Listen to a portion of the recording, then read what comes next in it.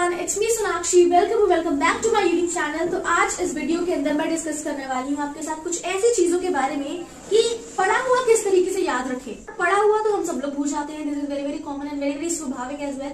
तो इस चीज को टैकल करने के लिए कुछ बातें मैं आपको बताने वाली हूँ जो आपको मद्देनजर रखनी है एंड ये काफी इंपॉर्टेंट है और साइंटिफिकली प्रूवन भी है इनमें से कुछ। तो सो लेट्स गेट स्टार्टेड। सबसे पहली चीज जो है that is putting your hard work. Very very important, very very obvious, very clear cut.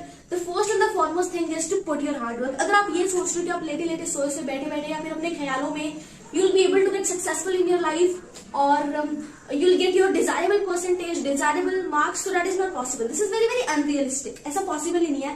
सबसे पहले जो आपको करना है that is to get off your comfort zone. आपको उठना है और पढ़ने बैठना है। मैं आपको ये नहीं कह रही फुल अमाउंट ऑफ हार्डवर्क आपको पुट इन कर देना है, बट एटलीस्ट आप छोटे छोटे एफर्ट्स डाल सकते हैं, राइट। तो first step is to put your hard work. थोड़ा सा आपको हार्डवर्क डालना ही पड़ेगा, थोड़ा सा हार्डवर्क करना ही होगा, थोड़ी सी डेडिकेशन और डिटर्मिनेशन आपको दिखानी ही पड़ेगी, राइट। कूल।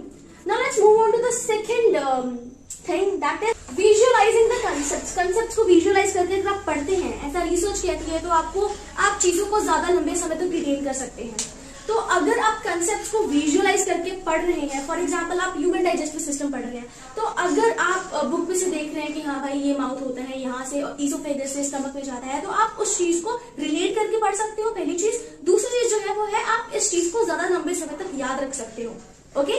तो आप एनिमेशन के थ्रू या फिर पिक्चर्स के थ्रू, वीडियोस के थ्रू आप पढ़ सकते हैं ताकि आपको चीजें लंबे समय तक याद रहे।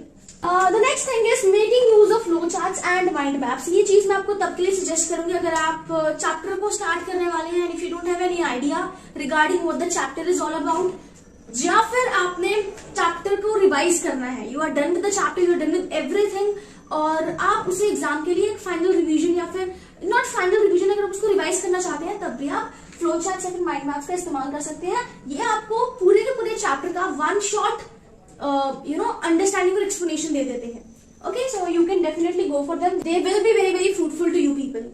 The next point is revise more and more. आप जितनी ज्यादा रिवाइज करते हैं चीजों को, चीजें आपके लिए उतनी ज्यादा आसान हो जाती है, उतने हद तक चीजें आपके लिए बेटर हो जाती है। तो रिवाइज कीजिए। Revision is the ultimate key to getting good marks, ठीक है।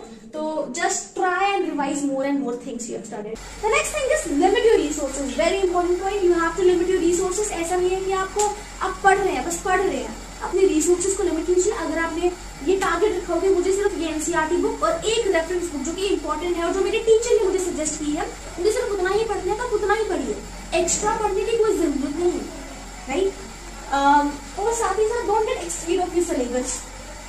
जो आपका सिलेबस है उतना ही पढ़िए, एक्सेस में और डिटेल में जाने की कोई जरूरत नहीं है, स्पेशली जब आपकी पढ़ाई की जाती है। The next thing is following 80-20 rule.